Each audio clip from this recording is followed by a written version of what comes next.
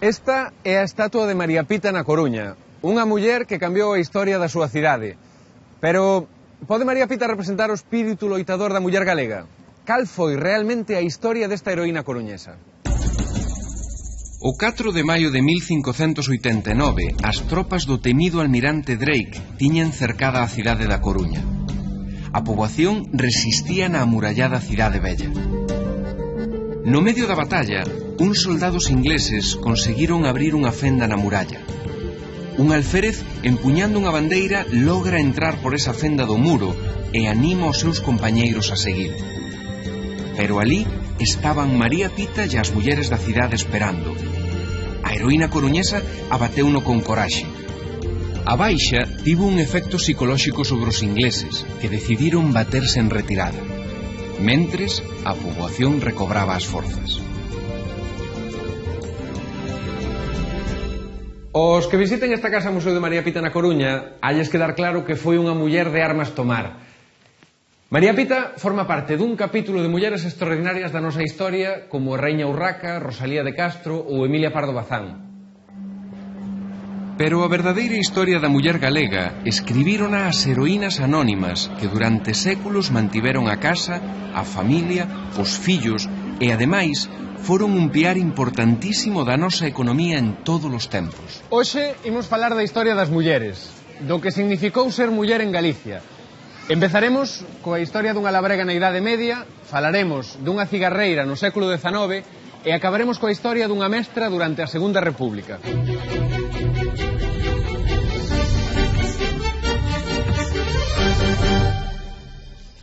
Na historia de Galicia planou desde hai moitos anos a idea de que, desde a época dos castrexos, a nosa sociedade estaba rexida por un matriarcado.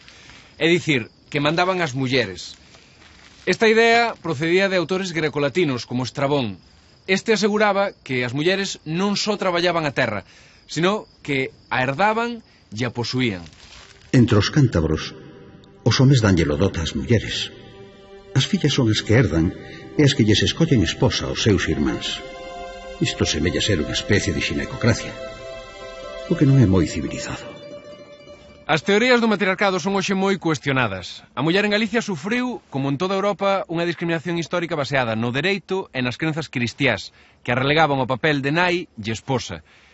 Pero o certo é que en Galicia a muller tivo sempre unha relación moi especial coa terra. As mulleres foron unha forza productiva e reproductiva fundamental no noso agro.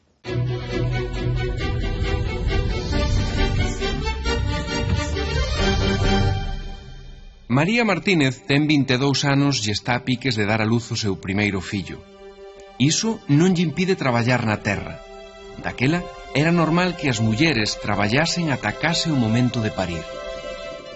A María acompaña ao seu home, Xoán Pérez. A terra que cultivan non é deles, pertence ao mosteiro de Santo Estevo de Ribas de Sil. Son foreiros. O contrato de aforamento está a nome dos dous. Damos a vos, Xoán Pérez, e a vosa muller, María Martínez, o noso casar de San Romao da Limia.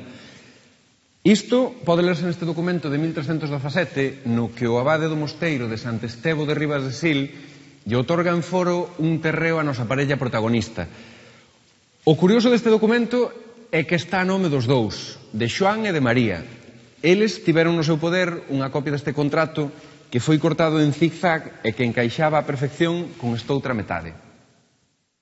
O 75% dos contratos de foro en Galicia no medievo estaban a nome de ambos cónxuxes.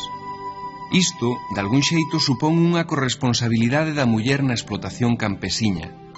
Responsabilidade que asume soa se morre o marido ou se este se ausenta, por exemplo, para ir á guerra. Pero este feito non respondía a unha suposta igualdade entre sexos.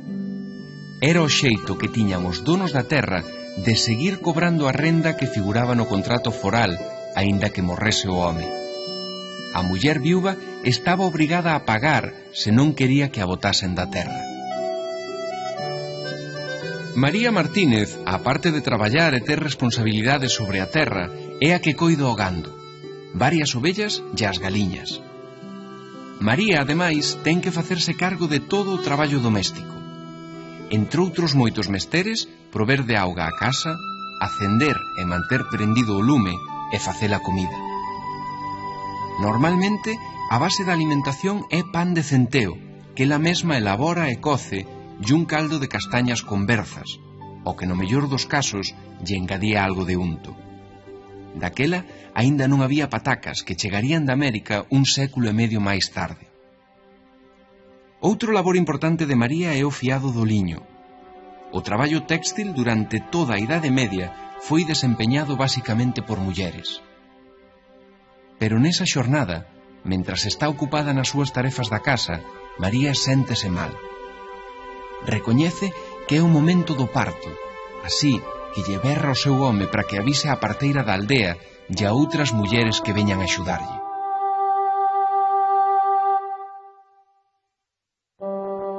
Nas cantigas de Santa María de Afonso X o Sabio figuran unhas miniaturas que representan un parto, pero un parto de muller rica e poderosa, con comadroa e axudantes. A comadroa colocábase diante das coxas da embarazada e a axudante preto da cabeza para reducir a ansiedade.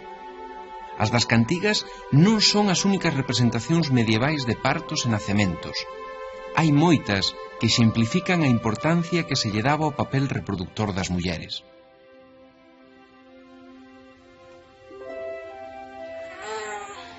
Pasaron xa 2 semanas.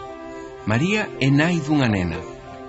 Ela estáse recuperando perfectamente do parto e nota como a súa filla vai gañando peso día a día. Foi afortunada porque daquela as mulleres arriscaban a vida cada vez que tiñan un fillo e, por suposto, había unha altísima mortaldade de nenos ao nacer, sen contar as malformacións debidas aos poucos coñecementos das parteiras locais. Agora María deberá compaxinar a crianza da nena coas tarefas domésticas e do campo. Durante 2 ou 3 anos terá que darlle o peito á súa filla. Ela non é unha muller de posibles para contratar un ama de cría, pero tampouco terá a obriga de amamantar ningún neno de ricos, como nalgúns casos sucedía. Na Idade Media, os fillos dos ricos eran amamantados por mulleres campesiñas, as amas de cría.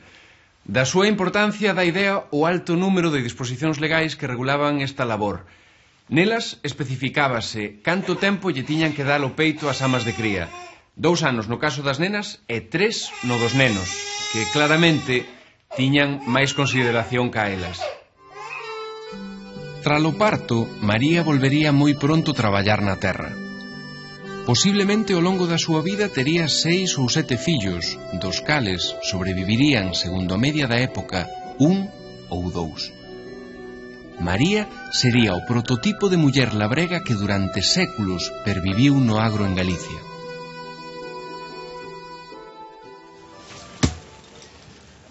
Acabamos de ver a importancia da muller no agro, pero na Idade Media tamén nas cidades tiveron importancia en labores extradomésticos e remunerados. Por exemplo, en mercados como este de Santiago, onde exercían de panadeiras, de peixeiras e de vendedoras de todo tipo. Tamén se dedicaban ao comercio, como as chamadas regatoas, que mercaban bens de primeira necesidade directamente aos produtores para logo revendelos máis caros nos mercados.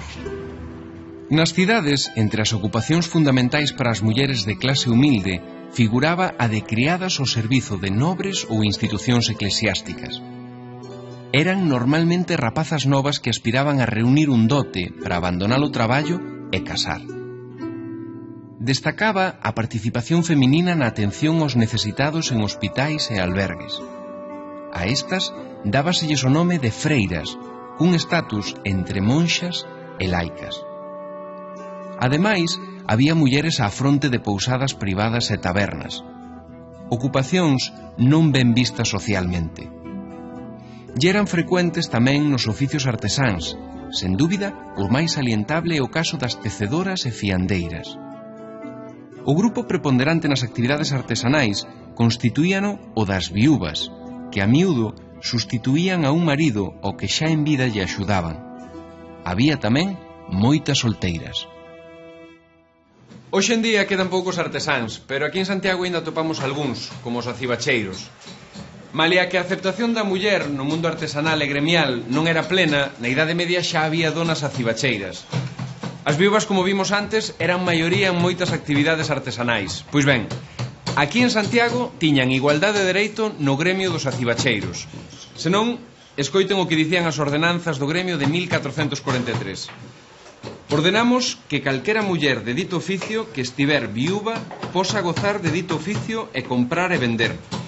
Iso sí, podían perder parte desos dereitos se volvían casar, a non ser que o fixeran cun home do gremio. Resumindo, no campo na Idade Media traballaban tanto os homes como as mulleres. Nas cidades, os homes traballaban maioritariamente no gremio de artesáns. As mulleres facíano nos mercados ou na servidume. Os homes eran os cabezas de familia e as mulleres encargábanse da casa e de criar os fillos. A guerra era tarefa dos homes e se estes tiñan que acudir á chamada das armas, a muller pasaba a ocupar o posto de cabeza de familia. Na costa, as mulleres sempre tiveron tamén ocupacións específicas, á parte de coidar a casa e a familia. Unha función típica era o da venda de peixe. En canto o barco chegaba ao porto, os mariñeiros descargábano e desde ese momento desentendíanse del.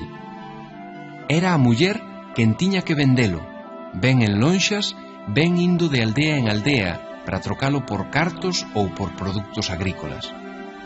Isto convertía na dona dos cartos, tamén da despensa. O home só interviña se se trataba de compras maiores, da casa ou dunha horta. Se quedaba viúva, que era algo moi común, a muller da costa sufría un maior desamparo económico e social, porque a súa fonte de ingresos e a súa posición social dependía maioritariamente do que pescaba o seu marido. Unha das actividades máis destacadas da muller mariñeira foi o cosido e o arranxo das redes. Hoxe segue habendo redeiras como estas de Rianxo. O caso é que a partir do século XIX a muller mariñeira comezou a ter gran protagonismo no inicio do proceso fabril. Primeiro coa salga e despois coa conserva. E foi tamén na costa, e no século XIX, cando se implantou a fábrica con maior número de mulleres traballando nela, a fábrica de tabacos. Diso trátanos a seguinte historia.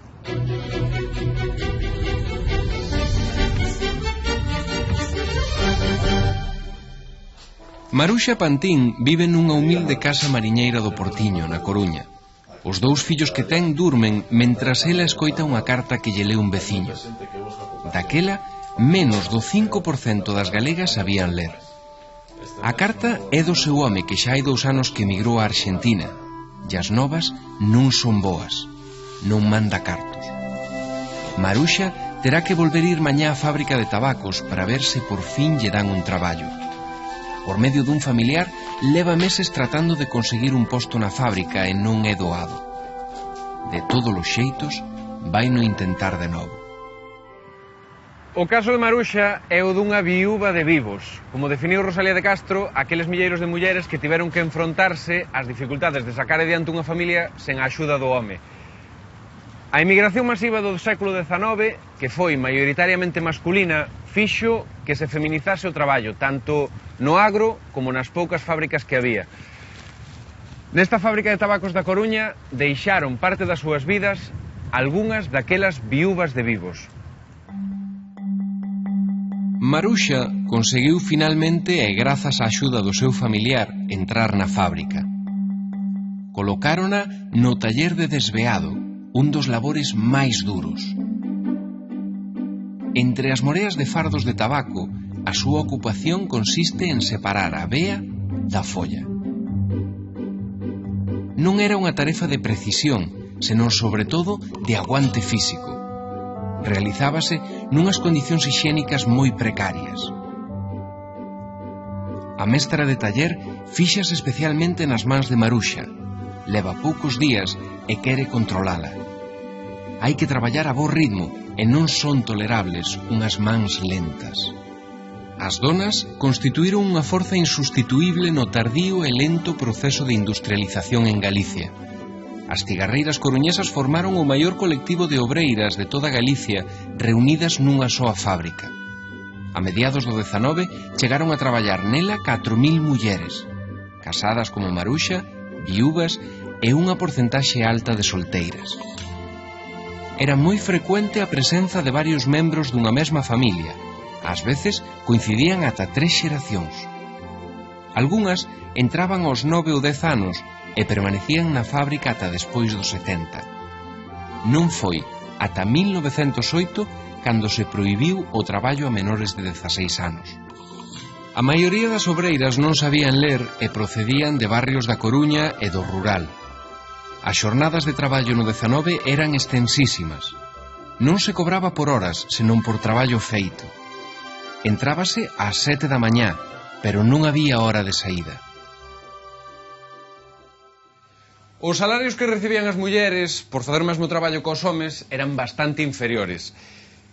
Entre 1/3 e a metade do que recibían eles. Estaba claro, a sustitución do traballo masculino polo feminino tiña unha finalidade basicamente económica, a de reducir os custos de produción.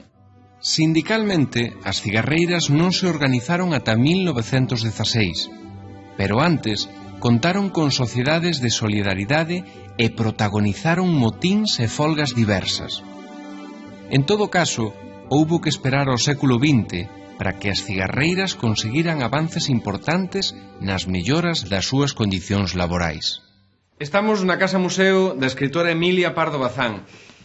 Ela reflectiu con mestría o ambiente da fábrica de tabacos na súa novela La Tribuna, protagonizada por unha cigarreira, Amparo.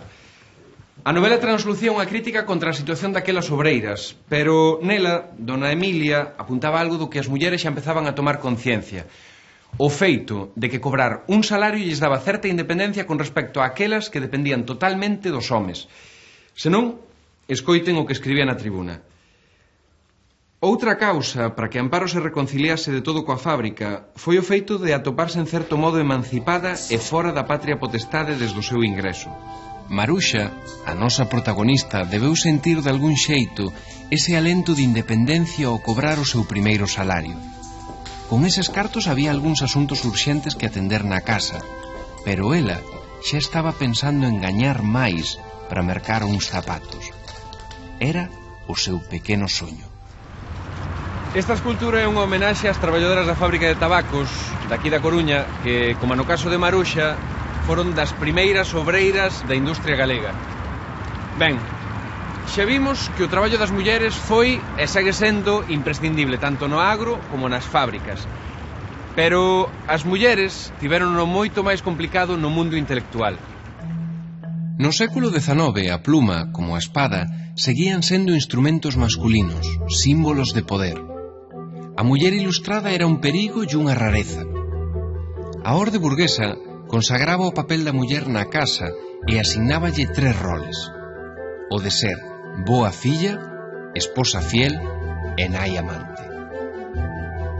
Rosalía de Castro, Emilia Pardo Bazán e Concepción Arenal foron 3 mulleres excepcionais e pioneiras que desafiaron no século XIX esta orde burguesa. As 3 reclamaron a educación como instrumento fundamental para mellorar a condición do sexo feminino.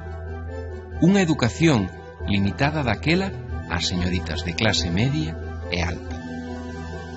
En realidade, ata o século XX a muller non entrou de forma xeral no sistema educativo coa extensión das escolas primarias e a implantación en 1909 da coeducación nestes centros de ensino. De todos os xeitos, en 1920, fronte ao 65% de homes alfabetizados, había só un 36% de mulleres que sabía ler e escribir. Os índices máis baixos dábanse entre a poboación rural. O acceso feminino á educación foi unido á incorporación da muller a ese ámbito como mestra. Os estudos de maxisterio permitíronlles a moitas galegas introducirse na vida laboral cun estatus diferente ao do mundo das fábricas e con maior prestixio social. As mulleres entraron no ensino como alumnas e case ao mesmo tempo como mestras. Diso vai a nosa última historia, dunha mestra de mestras nun período especialmente positivo para o avance dos dereitos da muller, a Segunda República.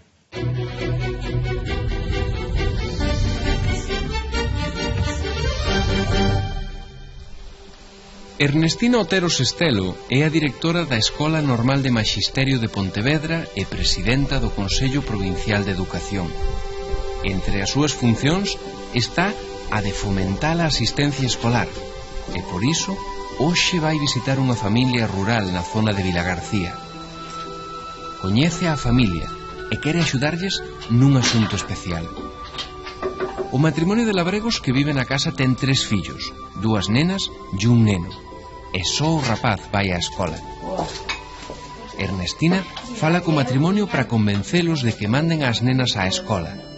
Infórmaos de que en Vilagarcía acaban de poñer en funcionamento unha cantina escolar onde poden comer todos. E, ademais, promételles roupa e calzado para as nenas.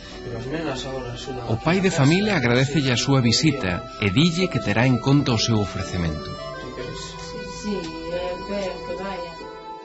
Un dos netos de Ernestina Otero Sestelo, Manuel Puga, recolleu nun libro a vida e as experiencias da súa avoa. Móstranos documentación e fotos daquela muller nada en Redondela en 1890 no seo dunha familia burguesa de clase media e liberal que aos 18 anos marcha a Madrid para estudar na célebre Escola Superior de Maxisterio. Alí tivo profesores tan destacados como Ortega y Gasset ou Luis de Zulueta da Institución Libre de Ensinanza, que lle abriron a mente ás novas ideas progresistas en materia pedagóxica. En 1915 consegue praza como profesora na Escola Normal de Pontevedra, a de Maxisterio, e alí coincide nun curto período con Castelao. Esta medalla entregaronlle a Ernestina cando foi nomeada mestra de cátedra na Escola Normal de Pontevedra. Ernestina identificouse cos valores e os ideais da República, uns ideais que consideraban a educación como o alicerce do progreso do país e do progreso da poboación feminina. Na Segunda República fíxose un verdadeiro esforzo por mellorar a calidade do ensino e, sobre todo, por estendelo a unha maior porcentaxe de poboación. Creáronse escolas novas e incrementouse o número de docentes. En Galicia, de 1931 a 1935, o número de profesores creceu un 43%, e destes, un 42%, case a metade, eran mulleres. Entre as iniciativas educativas que se fomentan nesta época figuran as colonias e as cantinas ou comedores escolares, iniciativas que Ernestina Sestelo promoveu con entusiasmo desde o seu cargo. Ernestina Otero, como presidenta do Consello Provincial de Educación, visita hoxe a Escola de Vilagarcía. Quere coñecer de preto cal é o estado das aulas e as carencias e necesidades dos profesores e dos alumnos. Pero, ademais, ten especial interese en saber se as fillas da familia mariñeira que visitou acoden ás clases. E o certo é que as pequenas alí están, con xesto tímido, pero no que se intúe a alegría de compartir cos outros nenos os pupitres da escola. Ernestina non pode ocultar a satisfacción no seu rostro. Para ela, defensora da coeducación, ver alí aquelas pequenas era toda unha victoria persoal. Estamos diante da antiga sede da Escola Normal de Maxisterio, onde Ernestina exerceu durante máis de 20 anos. Foi unha profesora comprometida coa renovación pedagóxica, igual que María Barbeito na Coruña, e aínda que non pertenceu a ningunha asociación feminista, foi sempre unha defensora dos dereitos da muller. Uns dereitos que na República tomaban forma legal, malia que na práctica non chegaron a cambiar moito a vida das mulleres galegas. A Constitución Republicana de 1931 foi a primeira e suprema norma legal que consagrou o principio de igualdade do home e da muller perante a lei en España. En varios artigos incluíase, entre outras disposicións, a obriga do Estado de regulamentar o traballo das mulleres e de protexer a maternidade, ou a obriga de non discriminalas nos empregos e cargos públicos. Recoñecíase o matrimonio civil e en 1932 aprobábase unha lei de divorcio. Pero a maior conquista política foi o dereito ao voto das donas aprobado en 1931 despois dun dos debates máis controvertidos no Parlamento republicano. Todas estas leis supoñían cambios fundamentais na condición da muller, pero a guerra civil e o franquismo frustraron estes logros. Esta é a casa familiar de Ernestina en Redondela, hoxe completamente reformada e remodelada.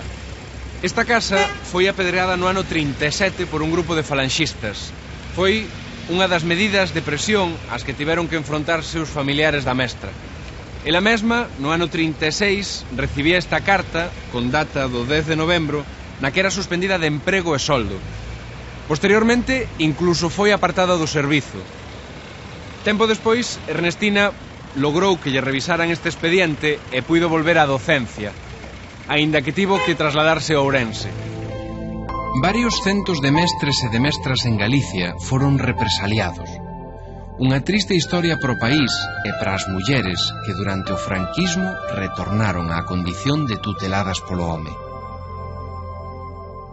Estamos no Vicerrectorado, onde atopamos as fotos de Elisa e Jimena Fernández de la Vega.